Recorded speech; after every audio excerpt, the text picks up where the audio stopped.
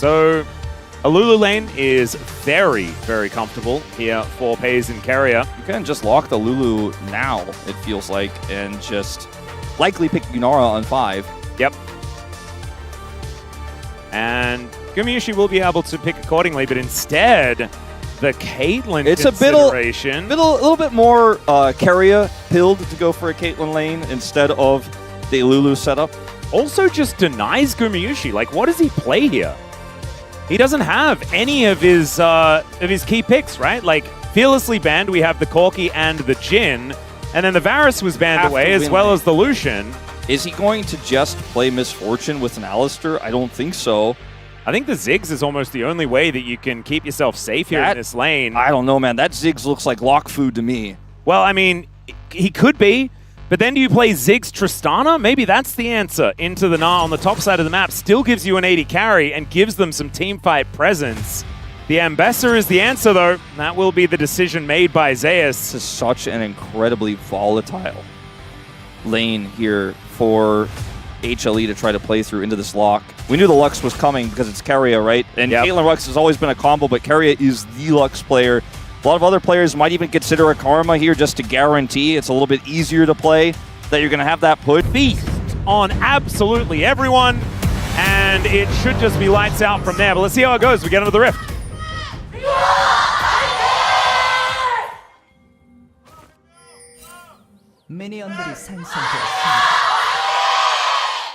All right. Now, HANWHA Life esports fans sound desperate, Wolf.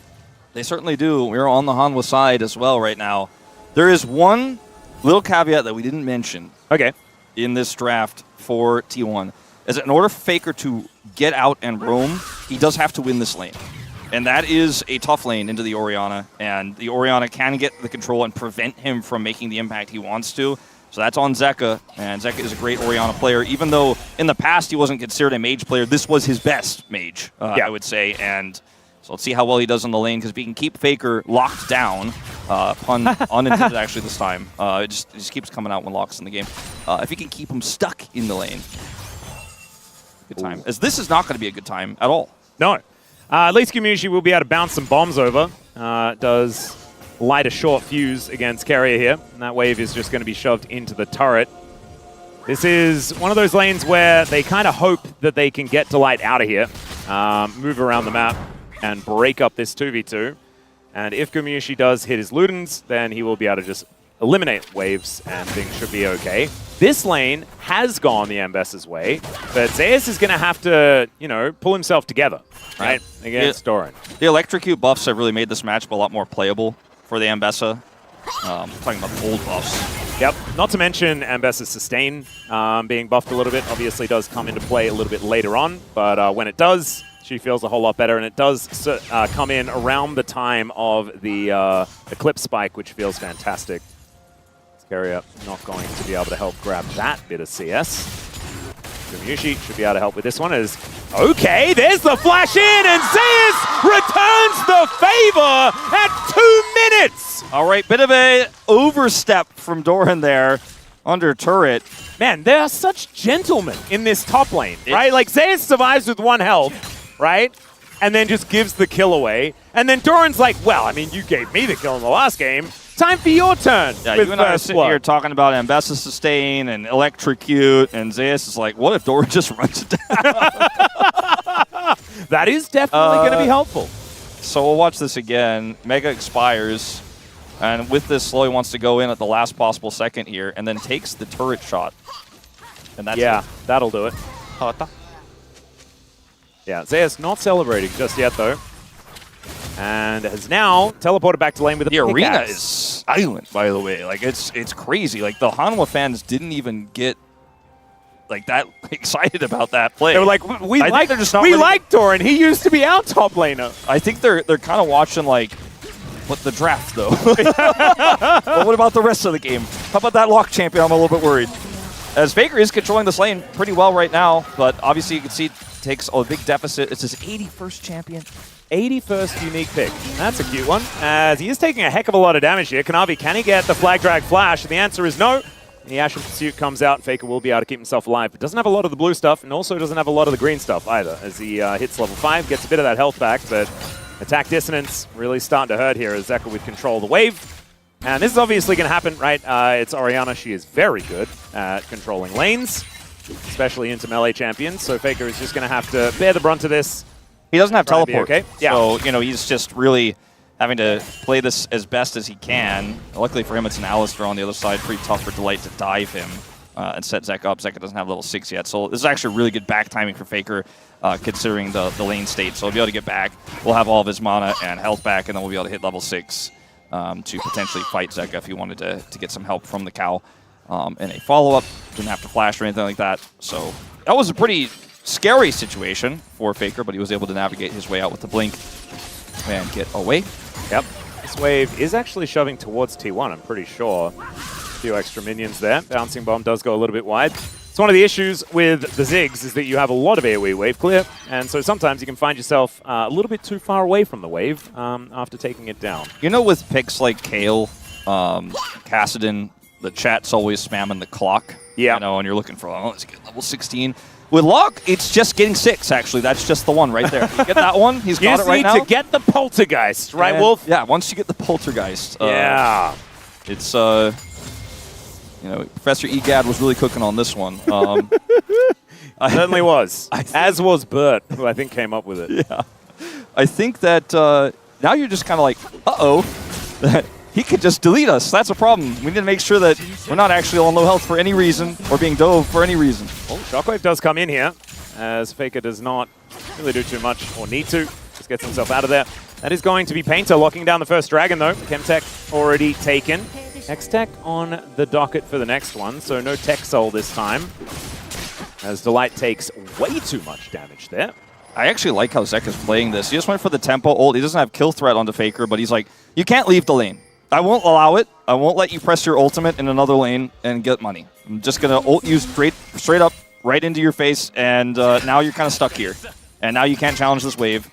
And this is actually a great call from Zeka. Just keeping the lock stuck in turret range, basically. This has been one of his biggest improvements, I think, is his Orianna play. I think it's really helped HLE out in drafts a lot, because it has needed to be banned even by their opposition.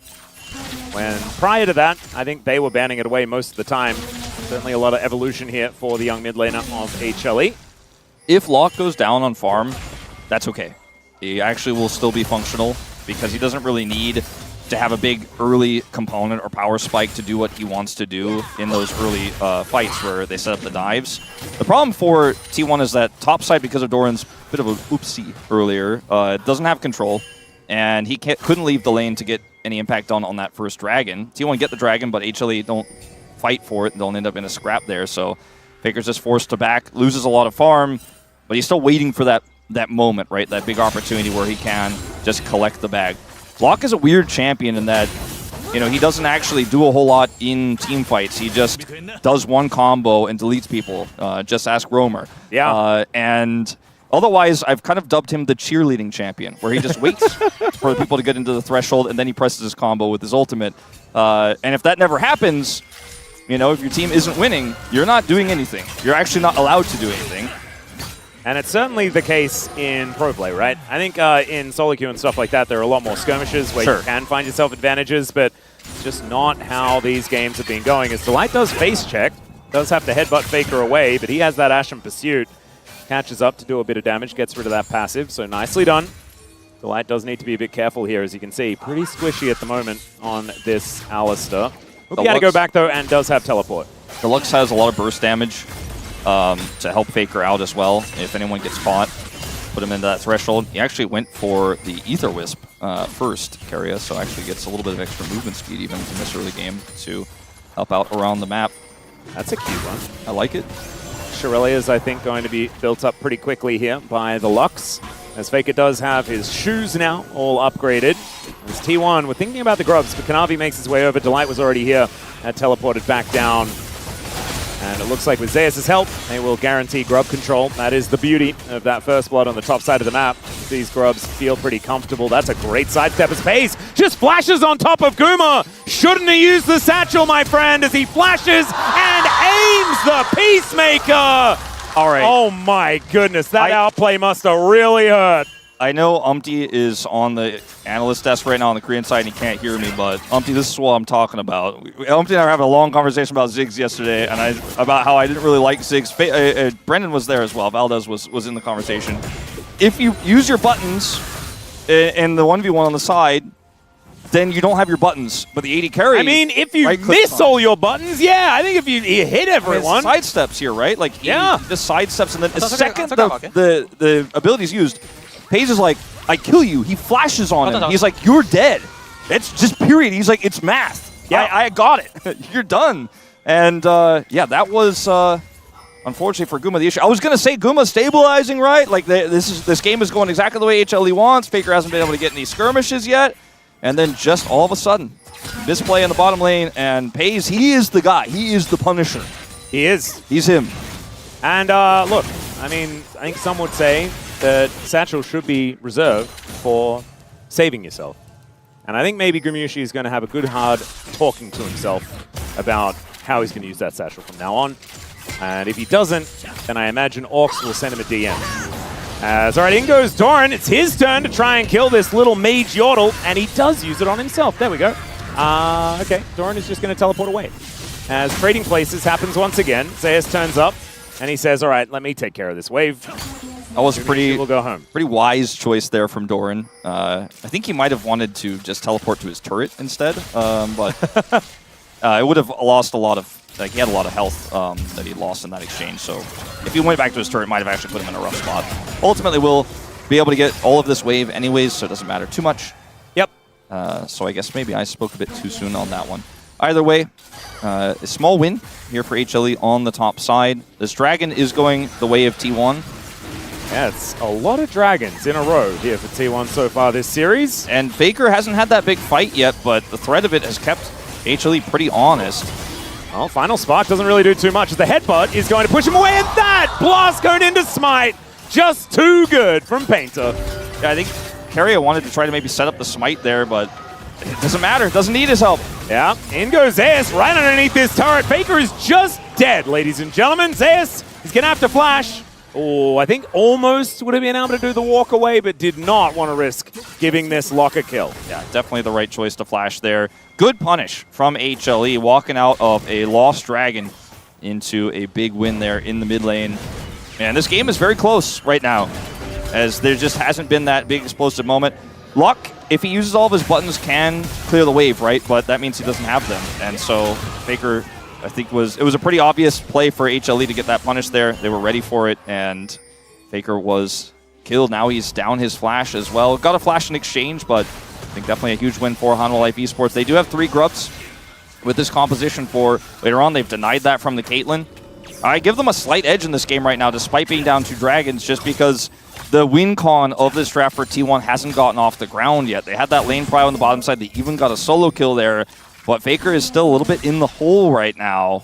Yeah, I do think that HLE need to deny some dragons from now on, though, because it's a mountain soul.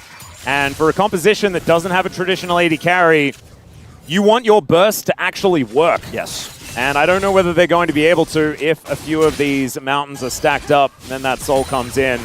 It's going to be very, very difficult. As Gumiushi throws some stuff around, he's going to be able to clear out the wave here in the mid lane.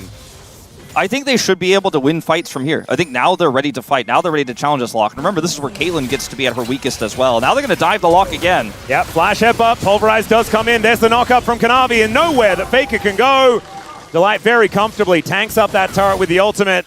And the problem for T1 is that Zeus is still too strong on the other side of the map, right? And getting on over here towards the top side is only playing further into a losing situation. Yeah, I mean, they're trying to put Faker in a place where he can just farm safely, but there is nowhere safe if Kanavi wants to get on you on this map right now.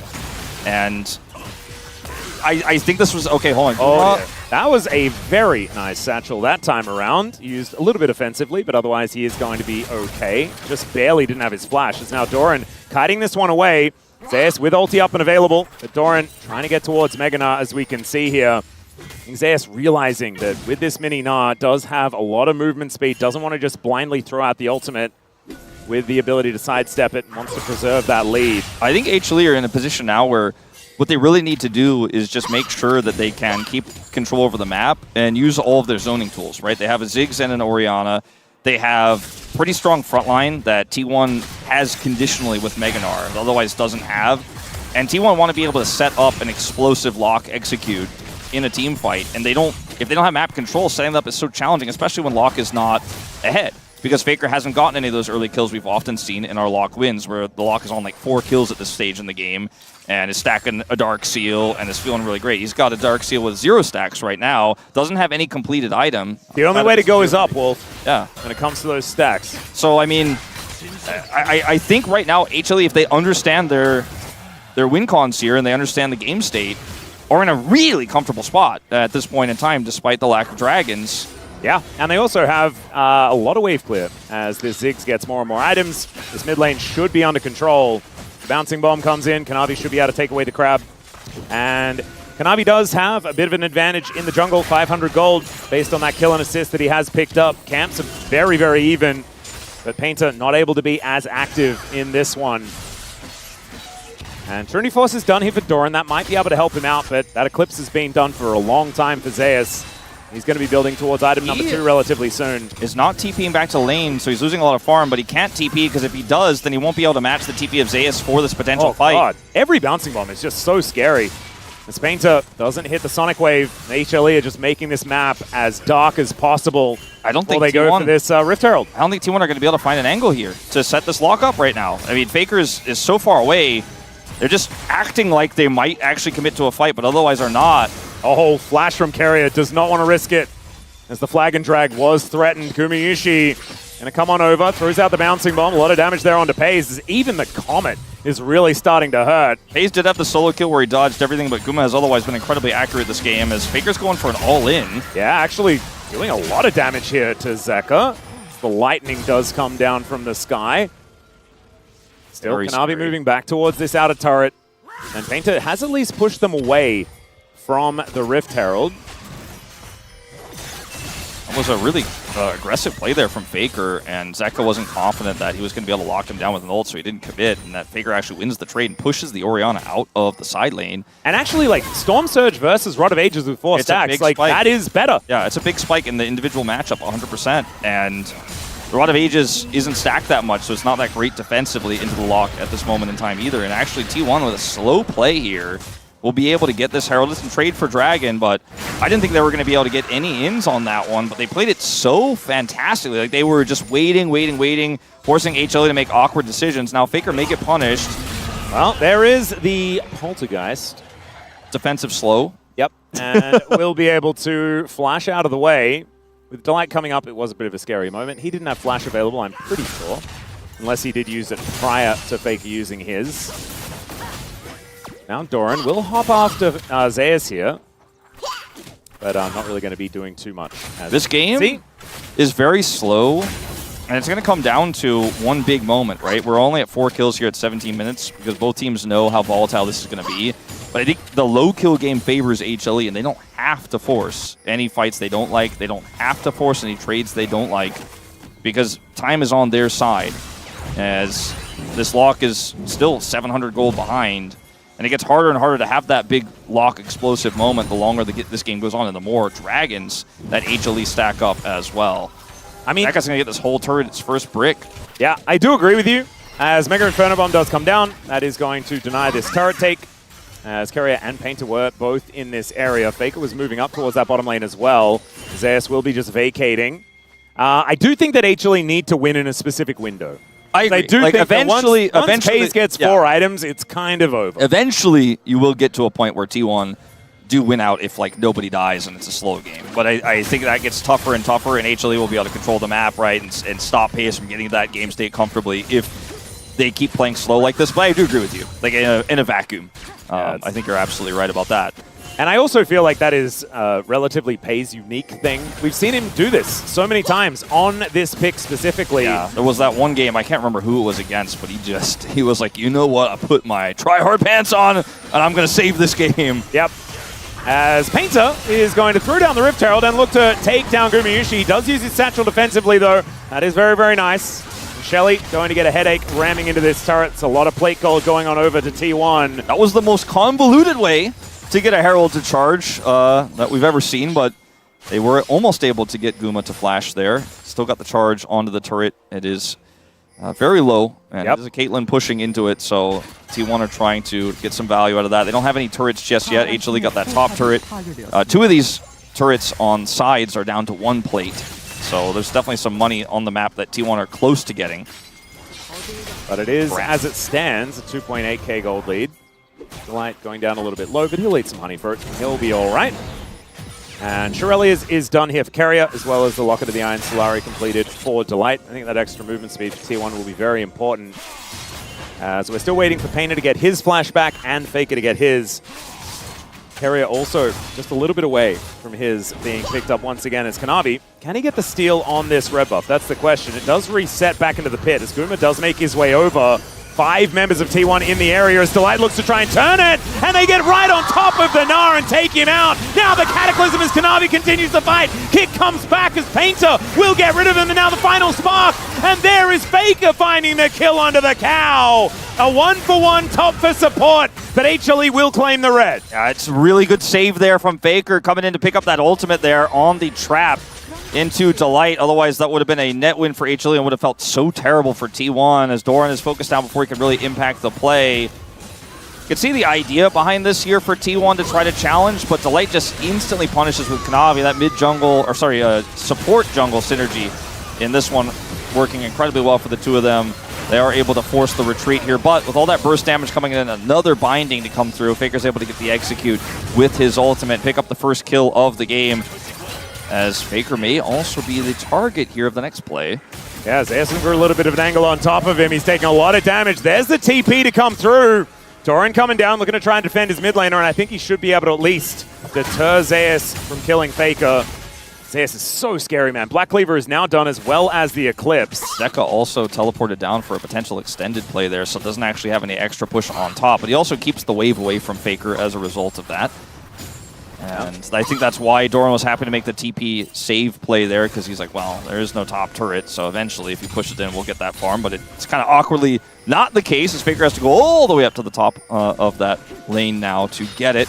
And T1 have done a great job of controlling the mid lane this game with this Caitlyn pick. You know, Painter and Pays have been putting serious work in to try to find a potential angle to catch an HLE member here as they defend that turret. This is a really good game of League of Legends that we are watching right now. I think we haven't gotten to the finale. We haven't gotten to the explosive game-deciding moment that T1 is looking for to get themselves back into this one.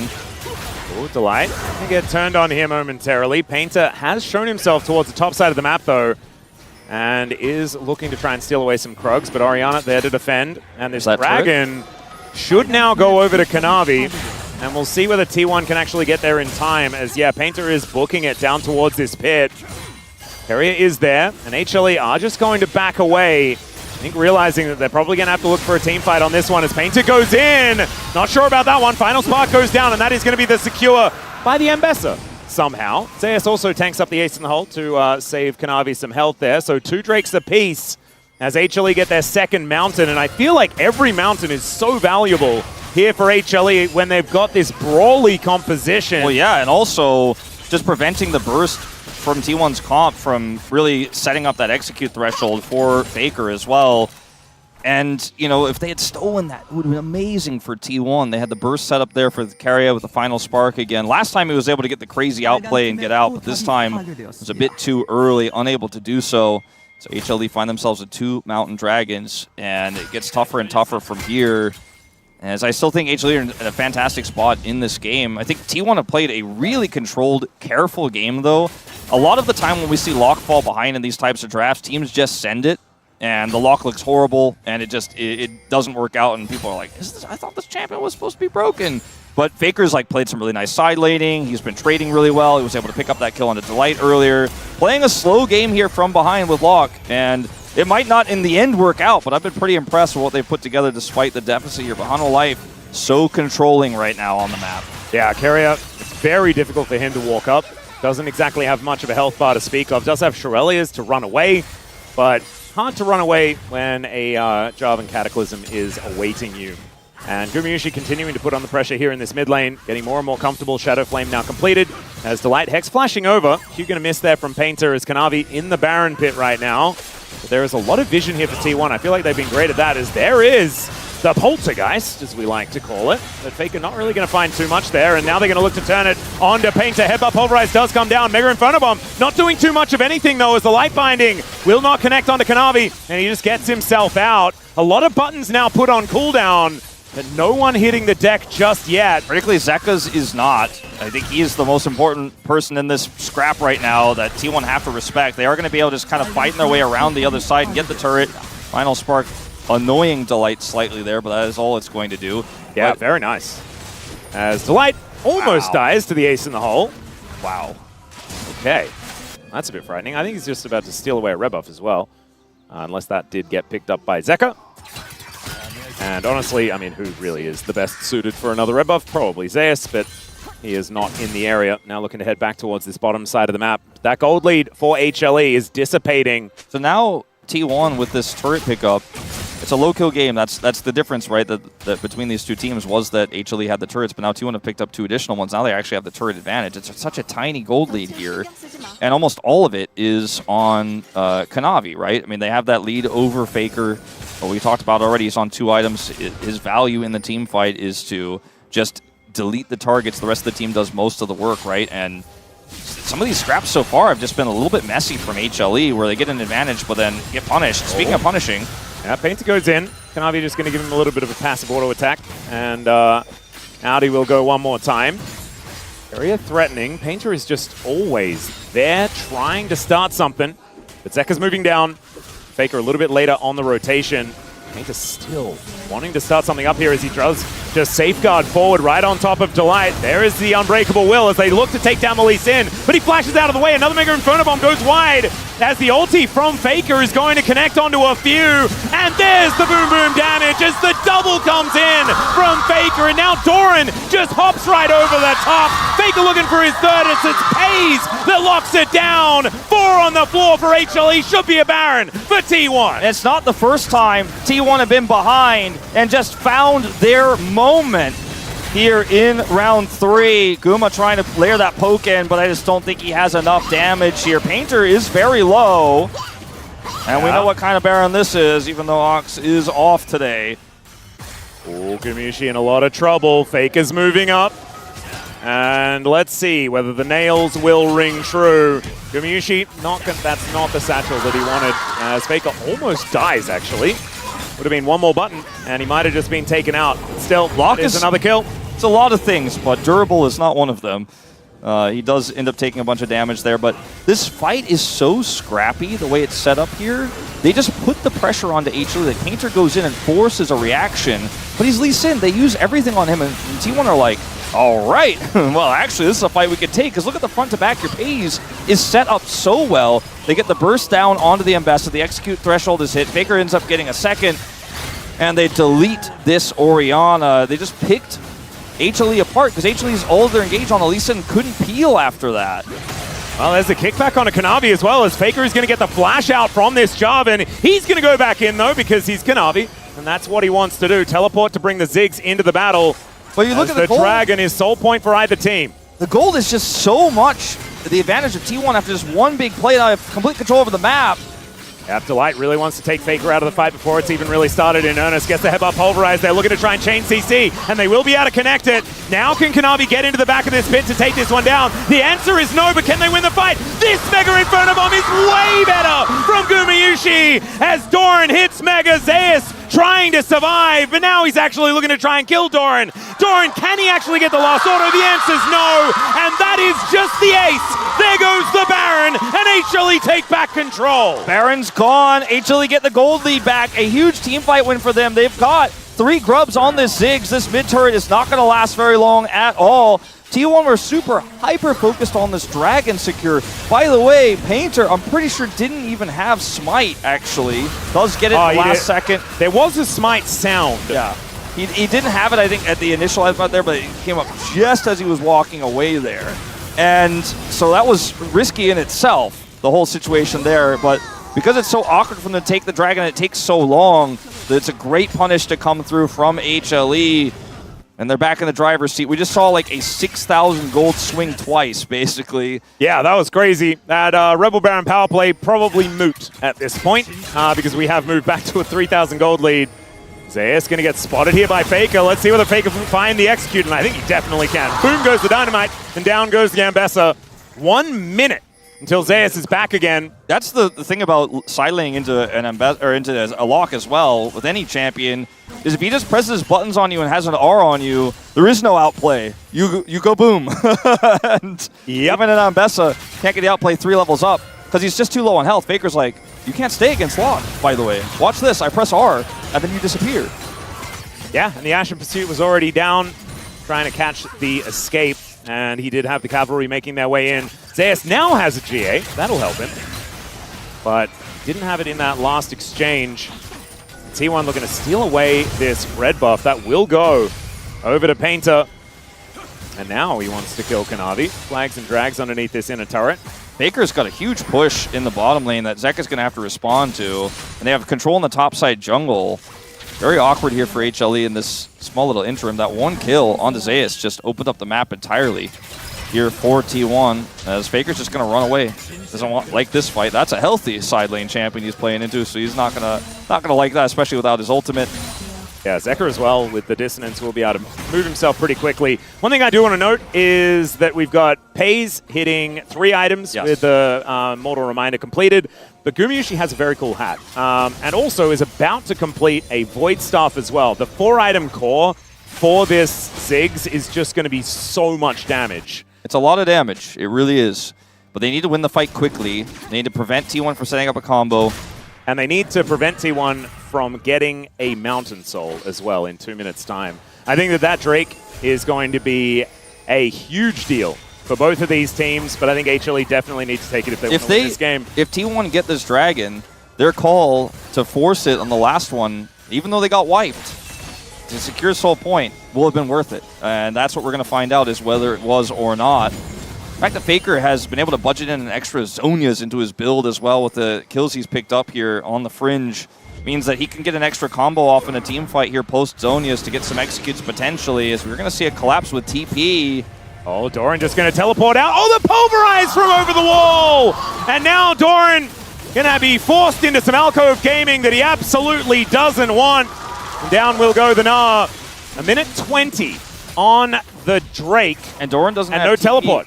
So it's going to be awkward for him to set up a Gnar bar for this fight. I just don't think he'll be able to. Oh god, there's Gumayushi's Void Staff as well. Item Spike has been hit. Exhaust first, and then flashes to get this pull over the wall. Crazy, crazy business here from Delight. He said, no, we're committing 4 people. I'm not going to let you waste our time. Really committing 5 people ultimately, with Guma coming down as well. And man, Gumayusi taking a big old chunk as 4 items were completed by Pays at the same time. Daddy carries are very, very close in power level right now, despite that gold lead being slightly in favor of Gumayusi. 4 items feel so good for the Caitlyn, especially when one of them lets you hit people from 1 billion miles away. Exactly. That's the big one. You know, you get the big damage, and now you get to use it. Now you have that rapid fire cannon. So Baron and Dragon are up, and because it's not Soul for HLE, T1, get to play around Baron a little bit here, but HLE are actually going to start it because it's 15 seconds till Dragon. They've calculated, they think they have enough damage here, and it looks like T1 are not going to be able to respond, nor will they necessarily be able to, in the interim, get the Dragon before HLE can rush over and stop them. That's the question. They are already on it. I do think I don't know if you want this trade. If you can't stop this Dragon, then I think you might regret this choice, HLE. It's a Mountain Dragon, but we're 33 minutes in, so it's just not going to last long enough. Nope. So this Mountain Soul is going to go over to T1 as Doran hits Mega. He's on control vision, but Delight is also in a bit of trouble. There is the Gnar from... Oh no, never mind. Doran not going to be able to find it. Gets it onto 2 in the end, but he's still dead. Flashes out of the way. Kanavi tries to get in there, but it's Gumayusi with the bomb to take him down. With 1 dead, then there might be an opportunity for HLE to push, but Mountain Soul, if T1 can reset and get back out onto the map with 5 people, this could be a very, very tough game for HLE. It's such a gambit to go for the Baron instead. They do have a Fed Ziggs with 3 grubs with Baron. So I think what their plan here is to just go and get as much damage done straight up in their faces as possible. There's no Gnar here, and they're going to open this base up directly. They might even start sieging those Nexus turrets because there just is not a whole lot of T1 right now without Doran.